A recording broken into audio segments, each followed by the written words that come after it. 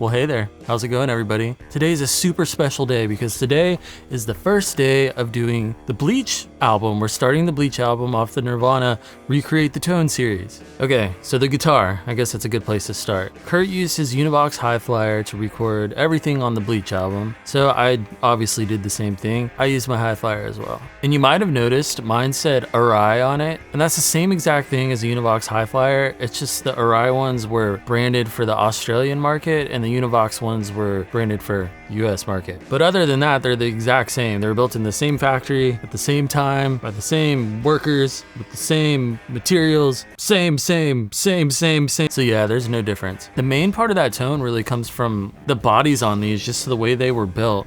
This thing weighs like literally nothing and it's super duper thin, and this body just resonates like super duper crazy. This is such a cool guitar. It really is.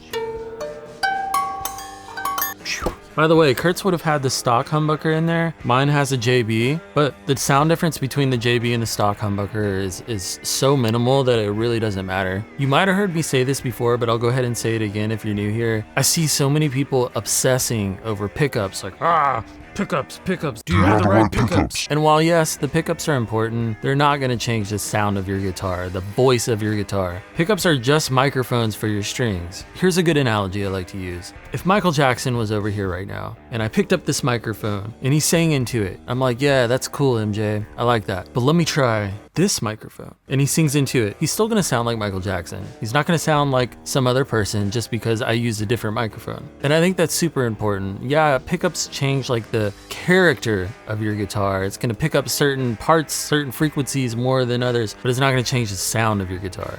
And the sound of Bleach lives in this guitar. It's the way it's built. It's the way it resonates. That sound is here, not here. Okay, I feel like I'm preaching, but I feel like it's important to note that. I'm not saying pickups aren't important. I'm not saying that at all. I'm just saying the guitar is more important than the pickup, when it comes to clean tones at least. Okay, so here's where things get weird. Bleach was recorded with Jack and Dino's 1967 twin reverb. And since I sold my 1967 twin reverb, because I hated it, I just decided to go with the soft tube twin reverb. It's called Dual Tremolo Black. And it's basically just an AB763 circuit model in soft tube. And I'm usually not a fan of amp modeling, especially when you start getting into like a lot of distortion and stuff. But for the twin, I was actually surprised. It sounded exactly like my twin reverb did, but there's a catch. So at the time at recording Bleach, Jack and Dino's twin reverb didn't have any speakers in it. It was just the head. So Kurt brought in a closed back 212 cab with Celestion 70-watt speakers in it and just went out of the twin reverb into that cab. Actually, here, let me read you what Jack said. Kurt brought in a little closed back 212 cabinet with two Celestions, most likely 70-watt models. He was using a little Orange Boss DS1 distortion pedal in these Univox guitars, High Flyers. So since the speakers are such a huge important part of that tone, I had to get online. I dug around for some Celestion G12M70 impulse responses, and luckily I found some. And what do you know? It's exactly like the same thing. It's a closed back 212 cabinet loaded with two Celestion 70-watt models. So of course I bought it. It was only like $10. And from there, all I did was take the impulse response and put it onto that blackface twin reverb in soft tube, and ta-da! That's it.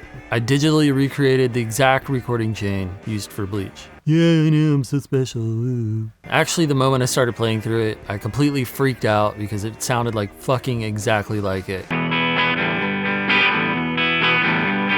And that's what makes recreating tones so fun and exciting, is finding different ways to recreate things, especially when you don't have the same equipment. That's when I like it the most. It's the most fun challenging yourself, you know? And I think that's the main takeaway here that I'm trying to kind of preach, I guess, in this video is the speakers are the most important thing. I've done so much experimenting with recreating tones and figuring things out, and the speakers have more of an impact on the sound than anything. That's where the tone lives, and speakers are so non-linear, have specific things that they do that you can't just do with the EQ. It's very hard to explain, but just know, speakers. And lastly, before I go, forgot to mention, here was my distortion settings on the DS1, and you probably saw before, but here's my settings again on the soft tube. All right, I guess that about does it. Cheers to a new era of Bleach. Okay, all right, cool.